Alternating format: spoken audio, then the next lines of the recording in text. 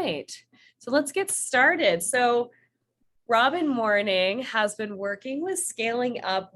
It feels like forever. We hired Robyn a month before the pandemic shut down. So if you can imagine a good time to get onboarded to a company, it was like, here's how you do everything. And then, oh my gosh, everything's changing. Help us. And so she really hit the ground running and was, a huge, huge help for us. So we hired her at the perfect time. So she's been with us since February of 2020, February or March, one of those months of 2020. So that's 2 years now, over 2 years. She's an amazing addition to our team. Robyn, if you'll tell us just a little bit more about yourself and what else you do outside of working with scaling up as well. And then I'll start jumping in with some questions. Yeah, great. Okay. Thank you. Hi, everybody. It's good to see you all here, at least your names in the participant list. I'm really glad to be here today. And as Kelly said, I've been working with scaling up for a couple of years now. It's been a really fun journey and process, even though the first 6 to 8 months were all about constant pivoting. And I know all of you know what that's like because you all had to do that over the last couple of years. So in addition to working with scaling up, I started my career. Hold on. My office dog is not cooperating. So let me show him the dog. I'll be right back.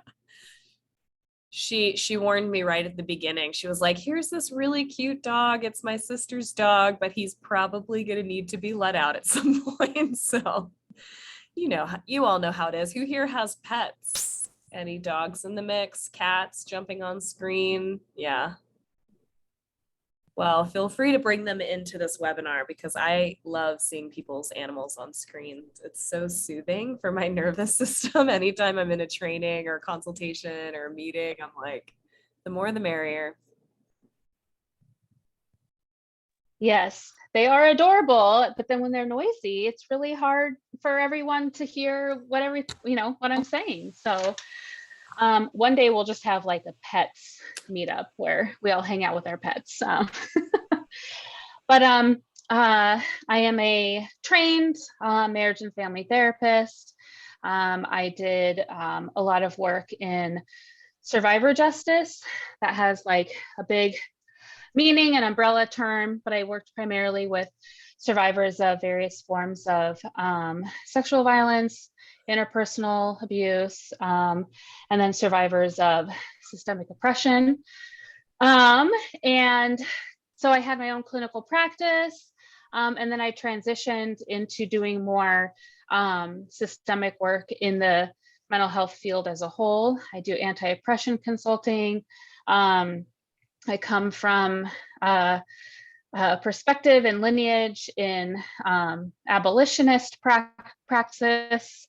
And so, yeah, I like to create new things, new systems, new ways of working that are in alignment with my values around liberation and what that means for me and my practice and my work, and for my vision for, I think, community as a whole. So yeah, that's what I love to do. I work with individuals, I work with entire teams. Sometimes we get real brave and radical and create new systems outside the main system, and that's my favorite part. That is my absolute favorite part. Let's be rebellious. So yeah, I love that stuff. So I'm really glad to be here talking with you all today. Thank you. Yeah, we're so glad that you're here.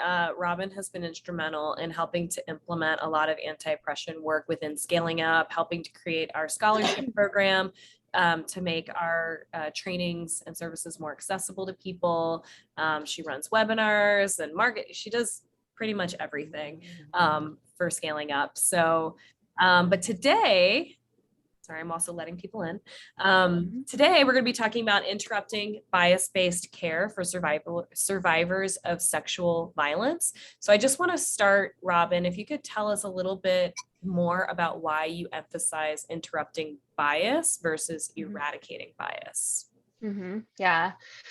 So first I want to start off, I'm going to be talking about things that are uncomfortable, talking about sexual violence, sexual trauma, and the aftermath, and also the response to it can be disconcerting, it can be triggering.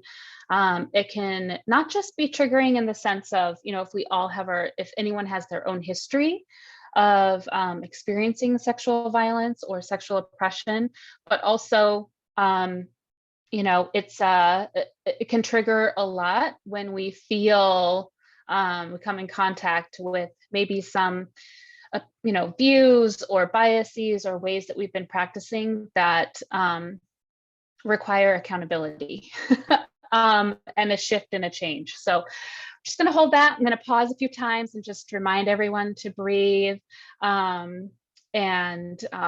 We'll slow down if we need to slow down. If folks have questions or you need some clarity on something, feel free to put it in the chat. I know, Kelly, you're watching. I'll peek in on it here and there as well. So I actually have notes, which I never do, but they are helpful. So if you see me looking to the side, I'm checking out my notes. I emphasize interrupting bias versus eradicating bias for several different reasons.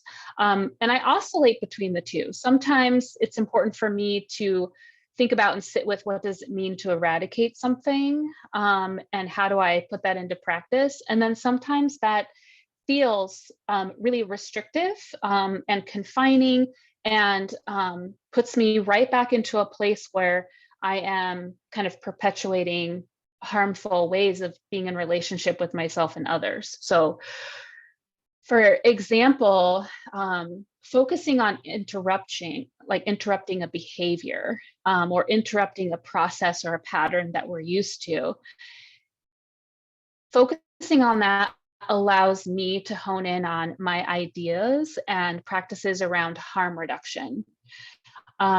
If you do not know what harm reduction is or have never heard of it, please let me know in the chat and I will give a little bit more background into it.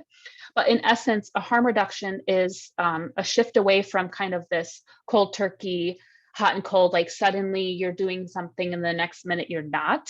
Harm reduction was initially kind of put in our professional sphere in the addictions treatment protocols. However, harm reduction has been a practice that many communities have been using for a very long time, for multiple generations. Harm reduction is a practice that a lot of queer and trans sex workers utilize to keep themselves safe. It was as a practice during the initial HIV/AIDS epidemic. It is a practice that is commonly used in various street economies. So I need to remember that that's really where harm reduction started, kind of on a larger scale. And the purposes were folks needed to find a way to protect themselves and one another without involving state services or the police, because they would be further harmed if those services or police were involved. And so harm reduction is really a way for folks to mobilize around community care and a response to harm in the community. So then it got, as most things usually do, it got wrapped up into the mental health system and the practice of treating addictions. So harm reduction is a way of looking at if we're not going to abstain from something completely, or we're not going to completely just like pluck out a bias, right, from our life. Like, look, we're not plucking that out. First of all, I don't think that's possible to just pluck something out and suddenly decide, I no longer have this bias anymore. Harm reduction allows me and folks that I'm in community with to practice harm reduction. If I'm aware of this bias, let's say I suddenly become aware of it, it's going to take some energy and some time and some unlearning and community support for me to be able to move through all of the things that are necessary in deciding to believe and act differently. And our biases 100% impact the way that we interact with people, whether or not we realize it. As much as we might say, I'm leaving all of that stuff outside the door when my clients come in, that's not possible. It will come in one form or another. It will inform the work. So harm reduction allows me to implement, put things into place. Okay, I know this bias is here. I've had this bias probably for a really long time. I was probably conditioned in it, and it's not going to be as simple as a decision for me to no longer have this bias now that I've learned differently, I've learned better.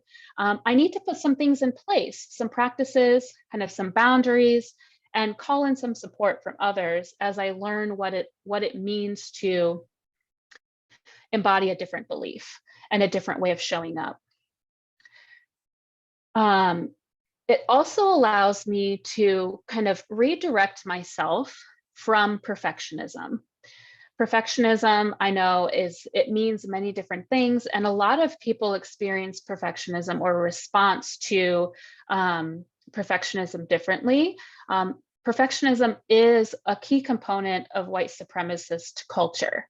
And that's not the only place we learn perfectionism, but is one of the institutional kind of systemic societal places that we learn perfectionism. And perfectionism doesn't just mean I need to be perfect at this work assignment or project. I need to get, a 4.0 in my grad program. It's not just that. In order to understand perfectionism from the root of white supremacy culture, you have to really understand the goals of white supremacy. And so we don't have time for that today, but just so you know, that's one of the things that I really love about focusing on interrupting a behavior or interrupting a pattern, is that I'm not having to be perfect at it. I don't have to achieve some sort of ideal. And also there isn't a completion, right? Like if I'm thinking about eradicating, that means like it's gone, right? I've plucked it out. I no longer have to deal with it again.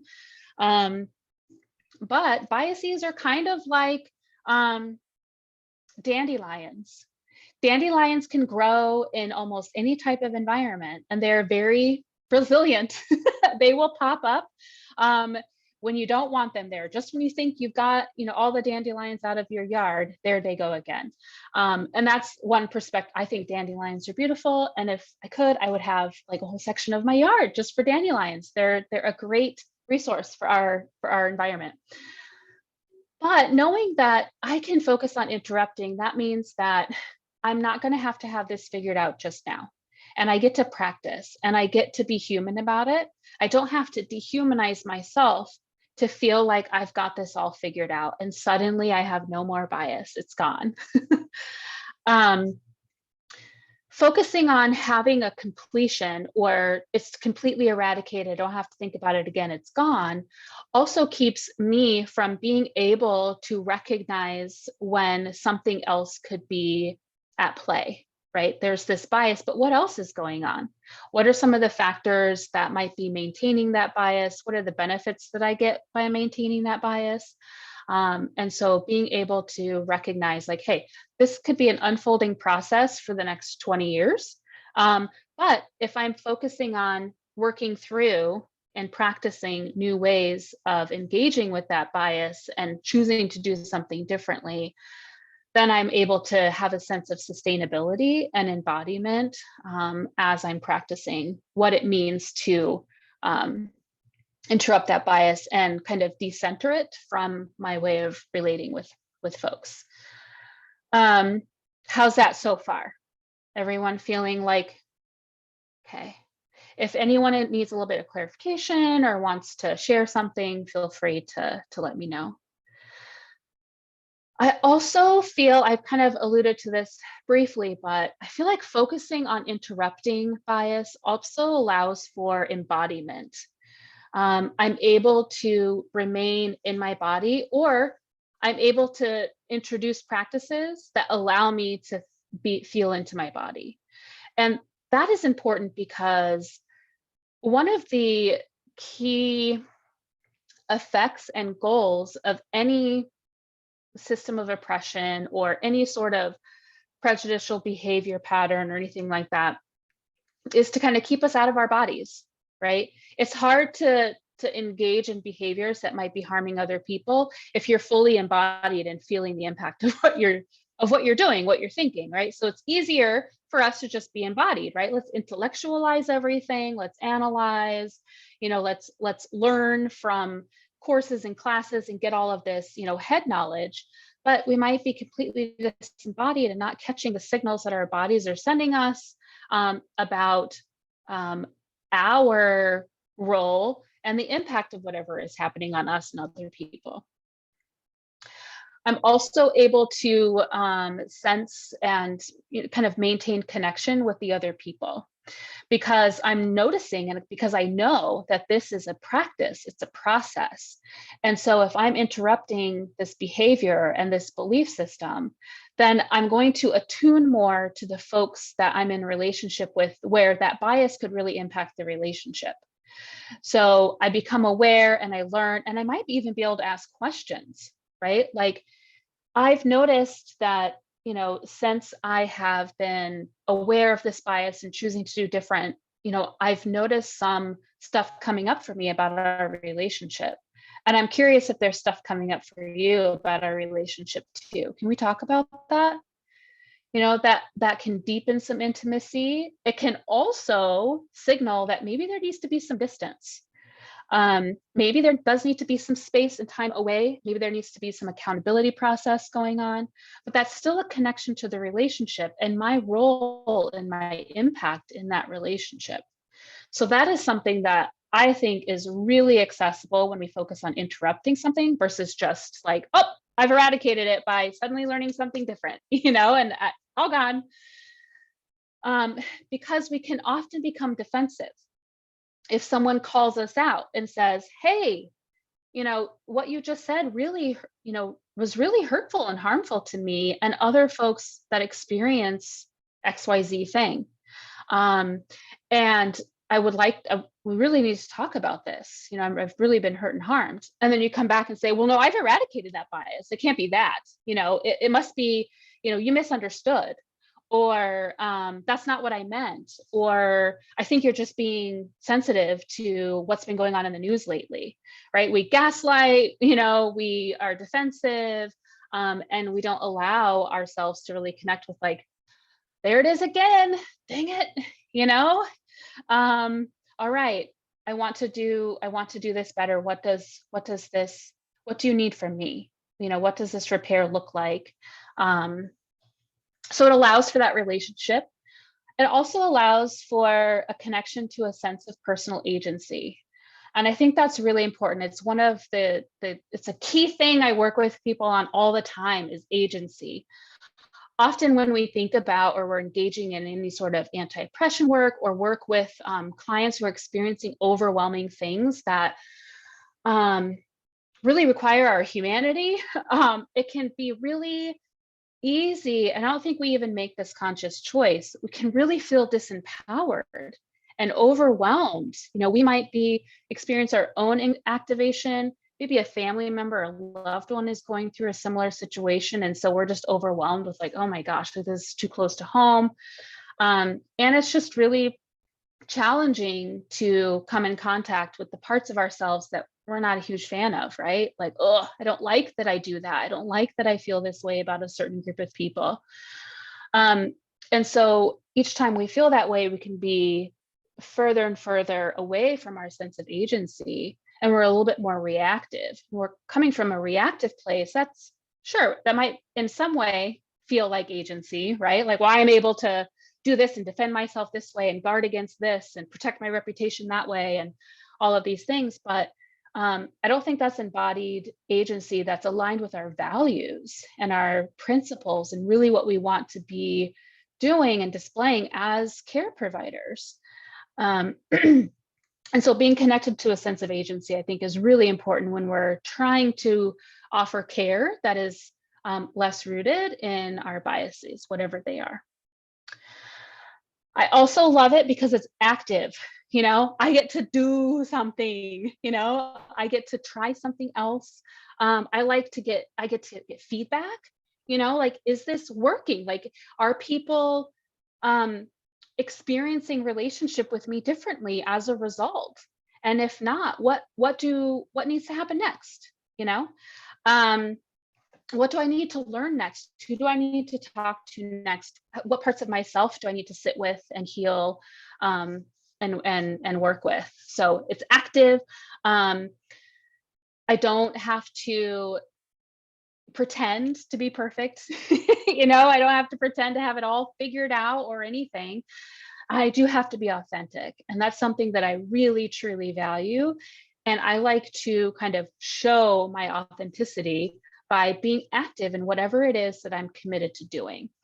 And that needs to be sustainable, right? One week I might be able to have, a lot of time and energy devoted to something, but maybe the next week I can't because I'm sick or a loved one is sick or I'm just really tired or exhausted, right? And so my activeness in it might look different, but I'm still committed, and this is how I'm committed.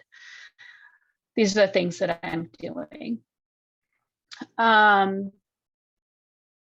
Yeah. It, like I said, it makes room for the relationship. It can increase intimacy between the folks that you and the folks that you work with that are impacted by that bias, and folks that are also on the same journey, who want other people to be in a relationship with, that they can work through this stuff in a safe container, where they can show up and be real and make mistakes and get really helpful feedback and support. And also within the community, that relationship with the community as a whole, as, care provider, really dedicated to this stuff. And what does it mean for me to show up as a care provider who is dedicated to interrupting bias in my practice? And it recognizes our capacity for growth, and relearning and adaptation. And I think that's really important because we will be revisited by these biases as time goes on, right? Like, it might not be for 5, 10, 15 years, but something's going to happen. It could, like, boop, boop, there it is. There it is again. And what do I do in this situation?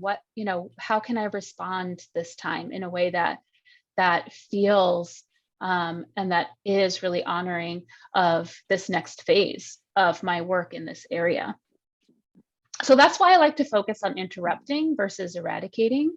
It feels a little bit more humanized and possible, and it makes a lot of space for the relationship and embodiment and all the good things that I think that make it sustainable. So, yeah. Thanks, Robyn. I love it every time you talk about perfectionism, and just kind of, I feel like it soothes my nervous system, because so much messaging in society and pressure in society is to never make a mistake, never mess up, you're going to get canceled, you're going to, there's so much criticism and access to that, and so much exposure to that I think it fuels a lot of that pressure. And so to have somebody just kind of constantly reminding you of progress, not perfection, and what interrupting looks like versus eradicating, and how attainable interruption is versus eradicating. And I just feel soothed at the moment listening to you. So thank you. Well, good. I'm glad. I'm glad. So on that note, what would you say are 4 bias-based victim or survivor tropes that you have observed in your work? Yes. So this will be, it's fun for me. I love this because I think it's important to think about what these kind of like tropes or like avatars we have in mind. We don't talk about. I don't feel like in my work, I've never heard anyone explain these kind of like types of like archetypes of sexual violence survivors, right? Like, this is what this type of person looks like. This is their life, and this is how they operate. Am I also supposed to get you? Oh, someone's unmuted. Before I get into that, I just want to remind folks that it's really important to understand the intersectionality of various systems of oppression. So white supremacy, capitalism, sort of like this system of like ableism, classism, cis het patriarchy, like these are all, I'm like throwing out these big terms that I know not everyone knows like fully what I mean when I'm talking about them. So just want to recognize that there's a lot of complexity and nuance that we're not talking about today. If you want to talk with me further about it, we can at another time. I bring that up because these systems greatly inform how I understand these different archetypes or tropes. And so to understand them fully, we have to really kind of dive into how these systems of oppression interact to create and maintain these tropes, and to utilize them to uphold the oppressive system and institution of sexual violence. So that's really important. It's also important to understand that sexual violence on its own is its own freestanding, institutionalized form of oppression and violence that has been utilized forever. It's been utilized forever to gain control of entire nations, groups of people, police bodies, and it's being used right now, potentially, right, in the potential overturning of Roe v. Wade. And so it's really important to understand that these are all interconnected, and also sexual violence on its own is its own system of oppression. So the first trope, before we get there, I want to read something. And Kelly, I might actually share my screen because it might be helpful for folks to see it and read it, if that would be helpful. All right, so, all right, I'm going to pull this up. It's a website from T.L. Lewis, who is a disability justice activist or movement leader. So I'm going to share this so you all can see. I'll read it as well. All right. Can you all see this image? It says it's a definition of ableism. Okay. All right. This is a working definition that T.L. Lewis and their colleagues and friends and community have come up with, and it's revised on an annual basis, at least. Ableism is a system of assigning value to people's bodies and minds based on societally constructed ideas of normalcy, productivity, desirability, intelligence, excellence, and fitness. These constructed ideas are deeply rooted in eugenics, anti-Blackness, misogyny, colonialism, imperialism, and capitalism. This systemic oppression leads to people and society determining people's value based on their culture, age, language, appearance, religion, birth or living place, quote, health and wellness, and or their ability to satisfactorily produce, excel, and behave. You do not have to be disabled to experience ableism. I'll leave this up for another couple of seconds. I bring this definition in because I think it's really important in understanding some of these tropes, especially the first one that we'll talk about, which is the archetype of the undesirable one. So there are victims or survivors of sexual violence that we deem undesirable. And that is highly rooted in multiple areas of like community or like family and religious, like all sorts of like conditioning, our own personal kind of responses and who feels desirable to us. But there's a lot wrapped up in that.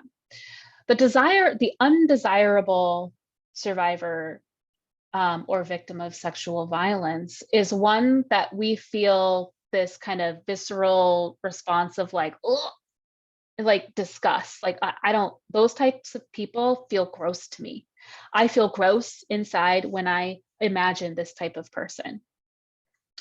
And we all have that. We all have been taught about certain types of people that will elicit that response. They're very undesirable.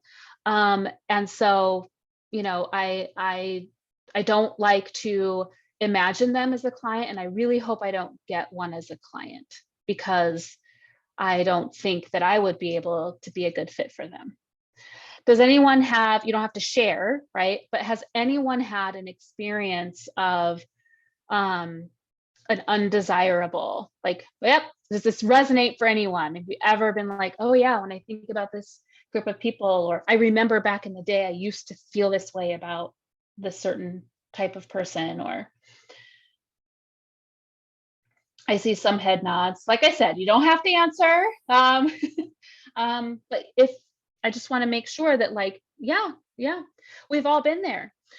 There's undesirability is a really key aspect of ableism. It's also a foundational aspect of white supremacist culture as well. So there's the undesirable one. Then there is the deserving one. The second one is the deserving one. I'm sure that we could all sit back and think for a minute and think about, what would society call a deserving victim, right? Like what images pop up? Maybe there's something from a movie that you saw and they depicted a certain person as being deserving. I think a lot about how people talk about folks experiencing incarceration, especially people who have done really, really harmful things to other people. And I have heard and seen, I've witnessed and experienced the way that people talk about folks like that who've done those things, and they're incarcerated, and you know, they wish that they become victimized in certain ways, right? Because they deserve it. So that's a tough one. It's really challenging when it's someone or this archetype that is less societally acceptable to be in that category. Someone who's deserving, right? It could be someone that you know personally, right? And you just have so much anger and contempt, and you know, you just want vengeance, whatever happened, you know. So what would happen if one walked through your door in your practice? You know, I think we're all like, oh, I hope not, I hope that never happens. But I guarantee it's going to happen. One of these four will walk in the door, or already has. Then there's the triggering one.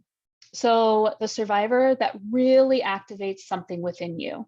Perhaps it's a child. Perhaps it's someone with a disability, similar to a disability of someone that you know or love or care about.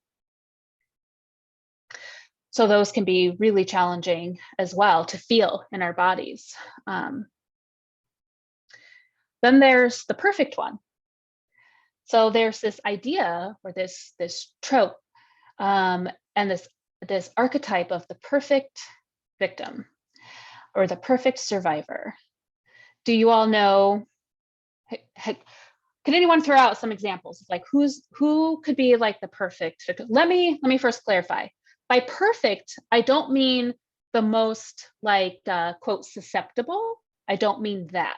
I mean they are the ones that people will fight tooth and nail for to defend, right? They are this type that like, oh my gosh, you know, this poor person, they didn't deserve this at all. They're so wonderful. I can't believe this happened to them, right? And the entire like world will rally for them. That's what I mean by perfect.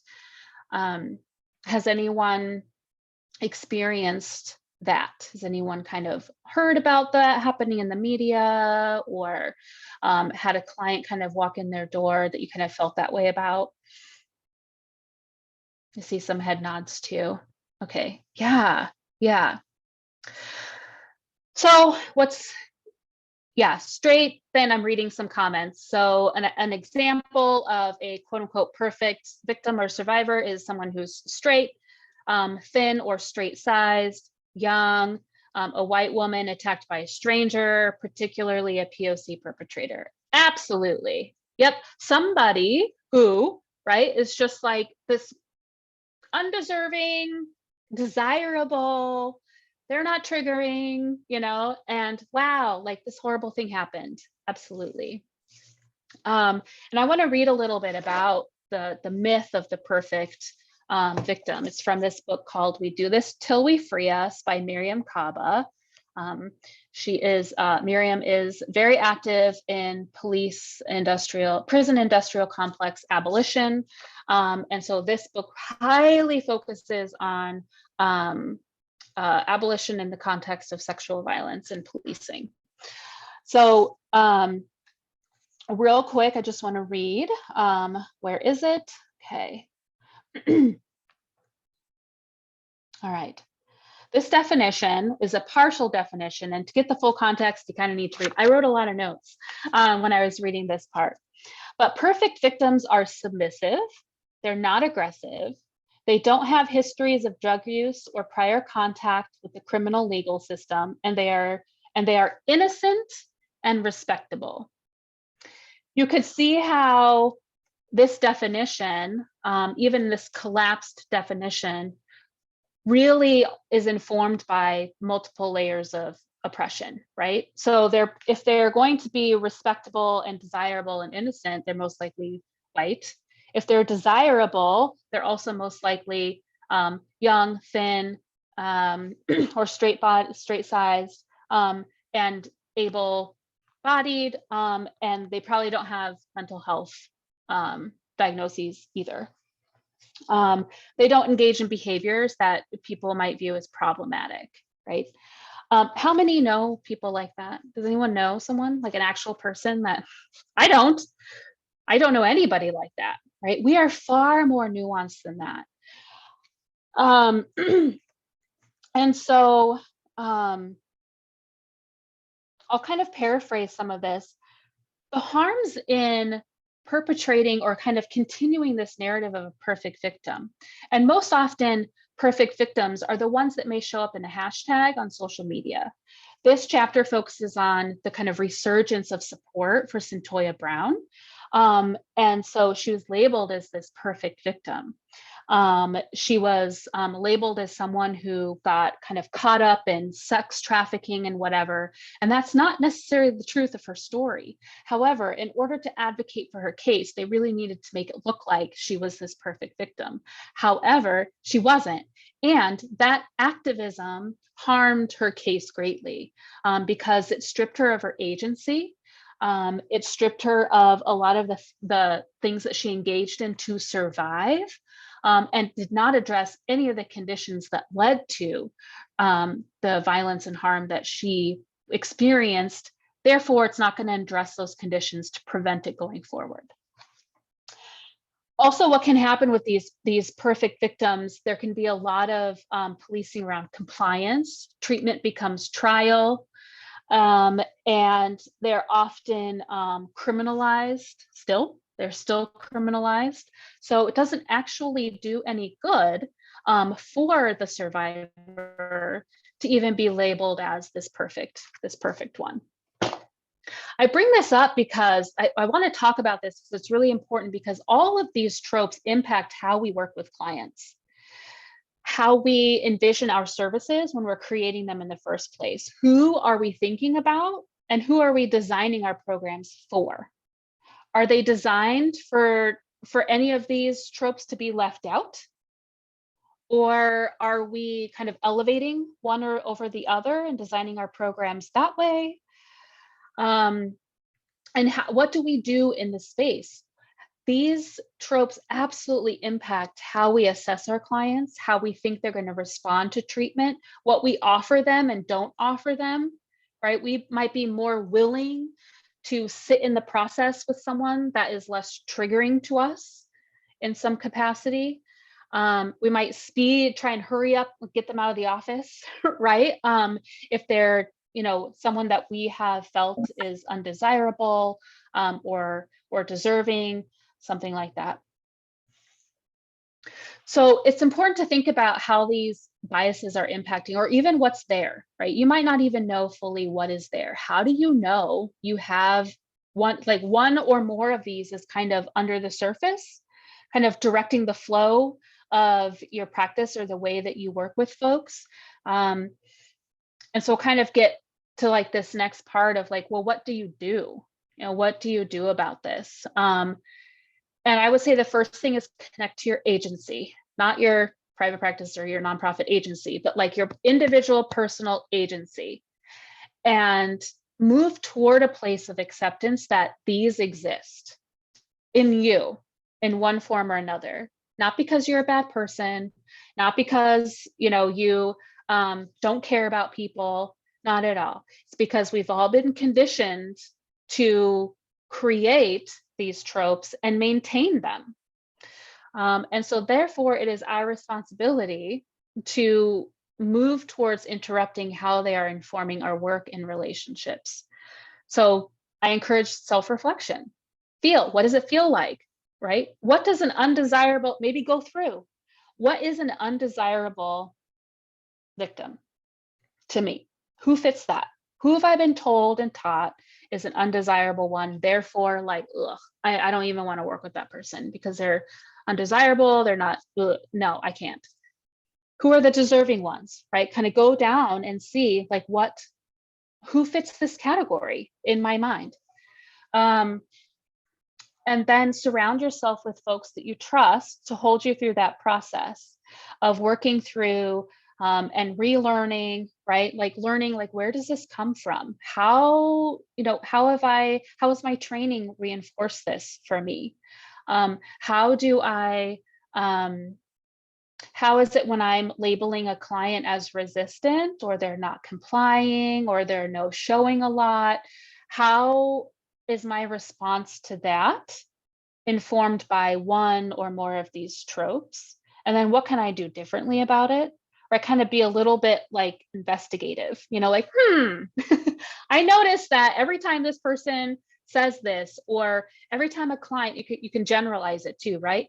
Every time a client says no in one way or another, right? Like, this isn't working, they don't like it, they're not doing the homework, they're, not responsive in sessions, right? That's them saying no in one form or another, right? Or something's not working and we label them as they're not compliant, they're resistant, they don't want to, they're not invested.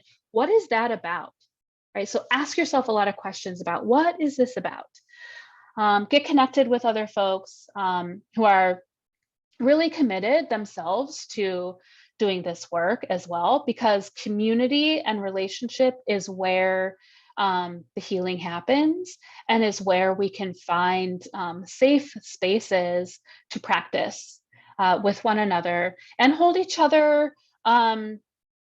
help each other hold ourselves accountable. So if you know that this is what you want to be working on, and you tell a friend or a colleague, and you create some agreements around, this is what it looks like when I need some accountability. Are you willing to help me with that? And how can I help you with yours? In some cases, it can be really fruitful and great to have a direct conversation with a client, right? About what's coming up, what's happened.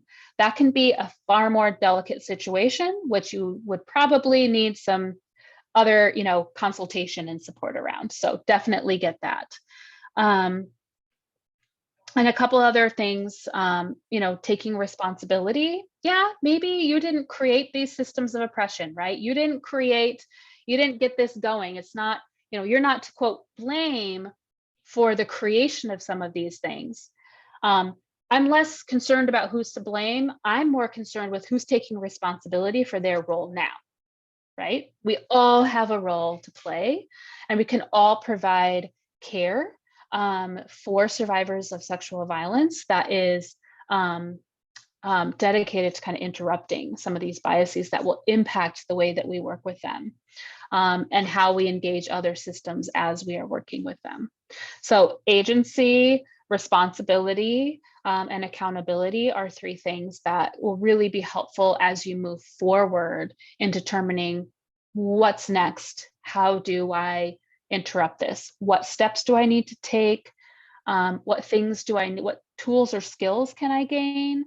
Are there some, there's a lot of toolkits out there actually that can help with this. And so there's a lot out there that you can learn from. And I encourage, forming like practice groups around it with folks that you trust, to kind of call it, kind of keep it real, keep you honest. Sometimes we need those people that be like, no, you're great, you're good. And then we need people to be like, you're awesome. And like this part over here needs some work. Let's talk about it, so yeah. I think that's it for now. We're about out of time. And I will be talking more about this. This is kind of a portion of what I'll be talking about during the Be Bold Summit. So definitely have more opportunity to learn and kind of work through some of this together during the summit, which I think, Kelly, you're going to share about here in a minute. Yeah, so the Be Bold Summit is coming up on June 10th and 11th, and we do have, it's online. We have online options for you to join us. We're also going to have replay if you can't join the entire time. But part of the Be Bold Summit is to bring bold therapists together that are interrupting bias, that are creating change, that are doing harm reduction, that are creating innovative ideas, businesses, ways of doing their practice in order to create systemic change, anti-oppression work, things like that. So we're looking for people that are interested in that sort of thing to join us for this summit. In June, we are going to be sending follow-up information about it. You can also go to beboldsummit.com. Robyn's going to be a speaker there. Robyn, can you tell a little bit about the topic that you're going to be speaking on at the summit before we go? Oh, you're on mute, I think. Sorry about that. Yeah, I'll be talking about creating just conditions when you're working with clients of who've experienced sexual trauma. So I'll be talking about what does it mean to center justice and healing, and kind of liberatory care in that way. Yeah, so it's going to be awesome. We'd love for you to join us if you want more time with Robyn and pick her brain more, because she's a wealth of information and knowledge and wisdom. So if you want more from her and our other 11 awesome speakers at the summit, please check it out. We'd love to see you there and hope y'all have a great day. We'll be sending out this replay later. So email us if you have any questions. Thanks for joining. Bye, everybody. Bye-bye. Bye, Sally.